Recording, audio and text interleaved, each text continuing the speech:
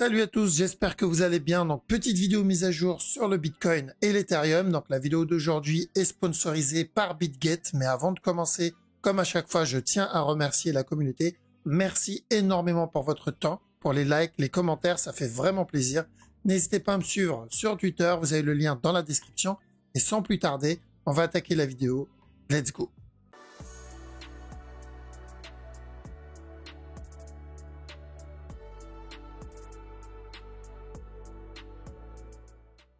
Alors, avant de commencer l'analyse, donc pour ceux qui recherchent un exchange crypto, je passe toujours par BitGet. Donc, que ce soit pour le trading spot ou le trading futur. Donc, en ce moment, on a de moins en moins de brokers qui proposent des trading futurs. En France, Binance, ils ont déjà arrêté de le faire. Et il me semble que Bybit compte le faire aussi si ce n'est pas déjà fait. Donc, BitGet, on peut trade les futurs et en plus, on peut trade avec un compte démo si on a envie de s'entraîner ou backtester une stratégie ou la méthode. Donc, il me semble on commence avec un compte de 2K. Et comme n'importe quel autre gros broker, on a du Launchpad, on a du Launchpool et on a aussi du stacking, entre autres, hein, bien sûr. Donc, si ça vous intéresse, vous avez le lien dans la description. Si vous voulez profiter des bonus d'inscription et surtout, très important, des 10% de remise sur les frais de trading. Voilà.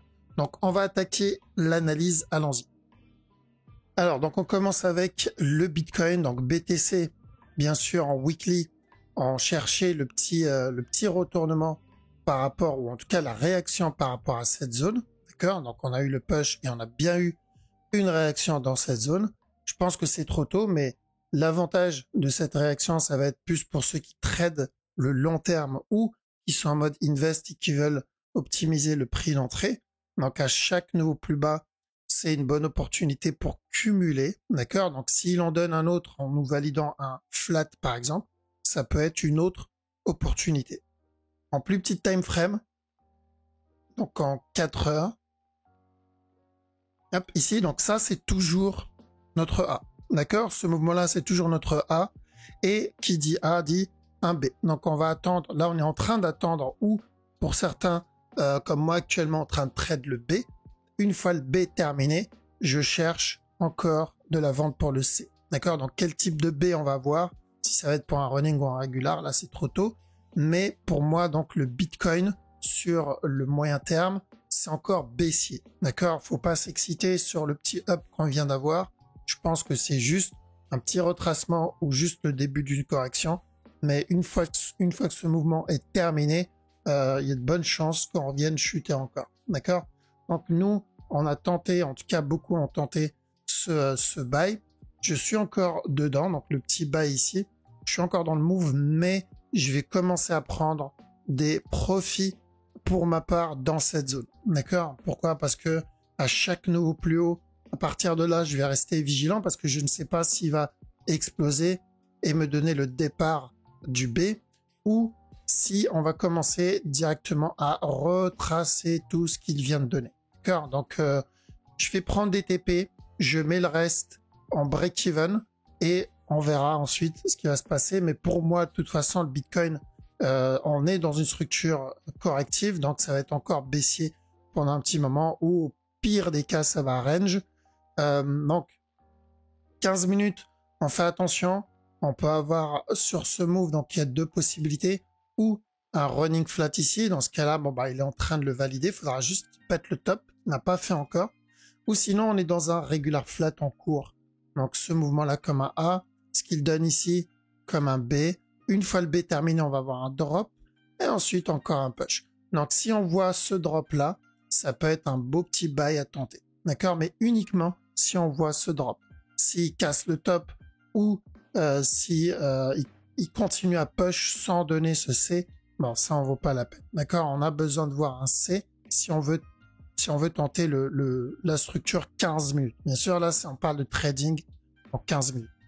Mais à chaque nouveau plus haut, donc je prendrai mes TP, je prendrai une bonne partie des TP là-dessus.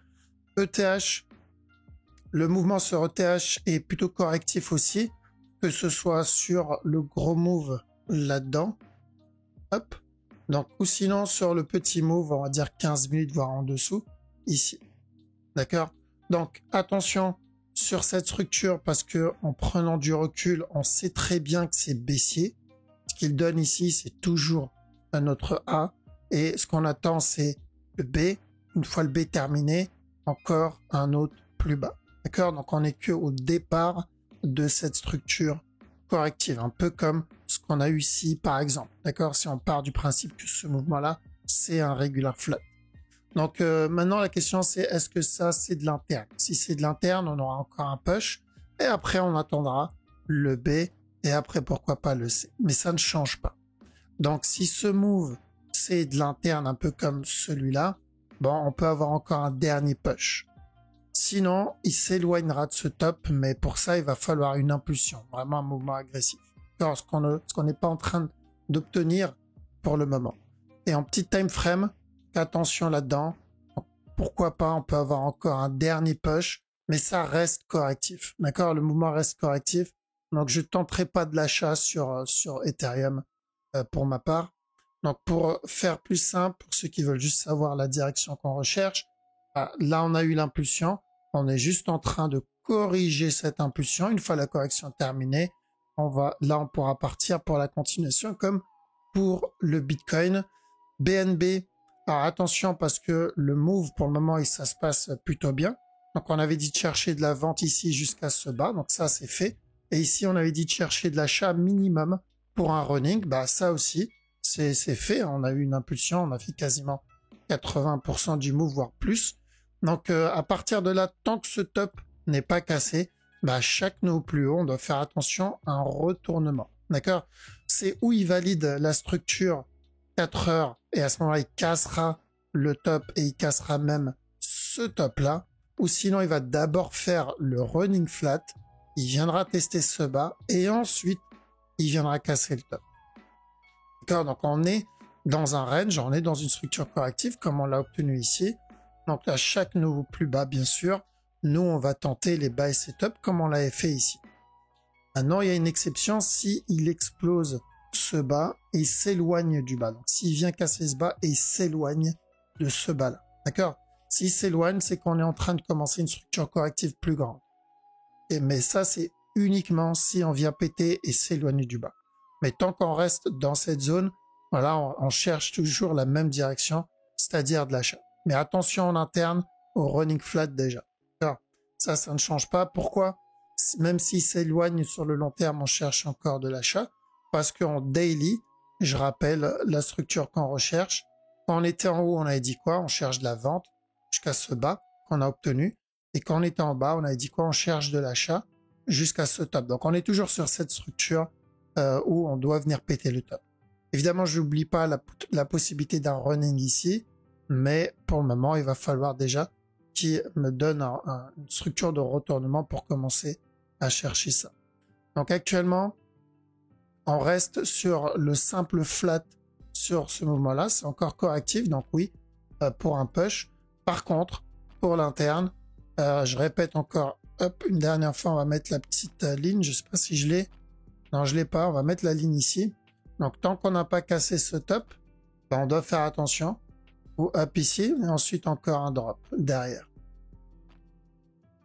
Le dot, alors le dot, le mouvement en soi est donc pour moi il y a de bonnes chances qu'on soit encore dans le A, d'accord, au départ d'une structure corrective.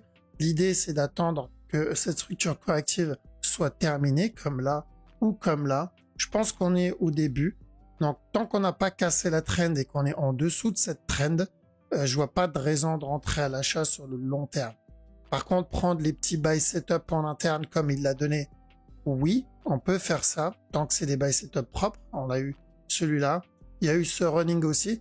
Donc, si l'on donne un autre plus grand, c'est important. Pourquoi pas?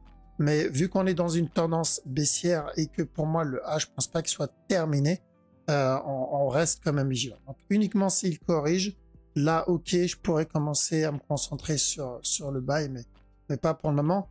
EGLD, on est toujours sur le C.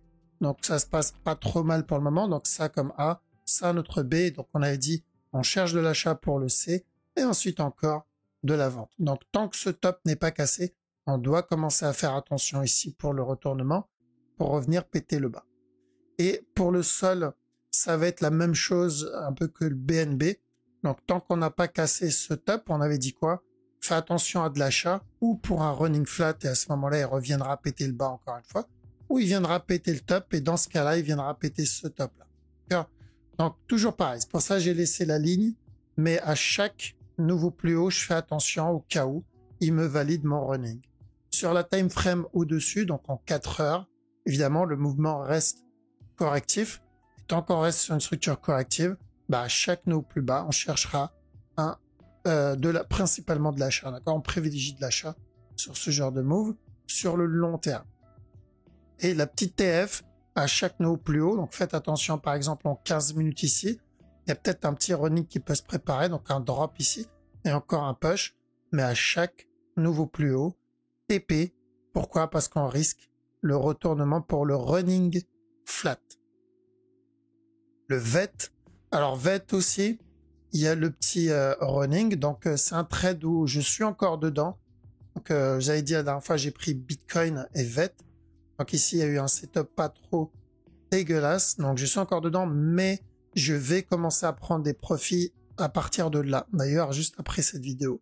Pourquoi? Parce que je prends pas tout, évidemment, parce que si c'est un running qu'il est en train de valider, il y a encore un peu de marge. Pourquoi? Parce que nous, on cherchait de l'achat pour le C d'un running et ensuite, pourquoi pas le drop. Donc, si c'est un running qu'il est en train de valider, bon, il reste encore un peu de marge. On a fait à peine la moitié. Mais juste au cas où, pourquoi? Parce que le mouvement n'est pas très agressif. Donc, juste au cas où, je vais prendre un peu de profit et je vais mettre le reste en break-even. S'il continue à monter, tant mieux.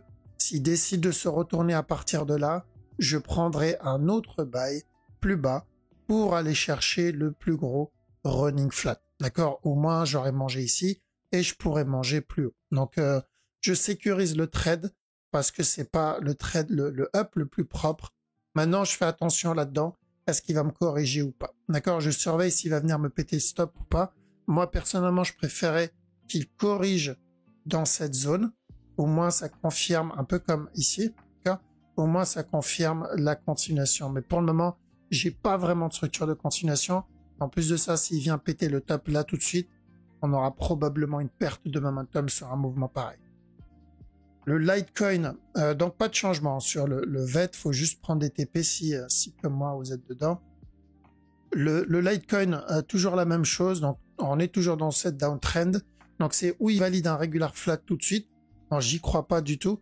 Ou sinon, on peut avoir encore un autre push, revenir tester le bas et on retestera le buy à partir de là. D'accord? Pour le plus gros flat. Donc, ça ne changera pas la structure en soi, mais ça va juste, comme je dis d'habitude, ça va juste décaler le temps de cette structure, augmenter le temps de cette structure.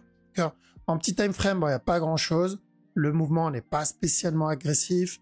Pas vraiment de buy setup là-dedans.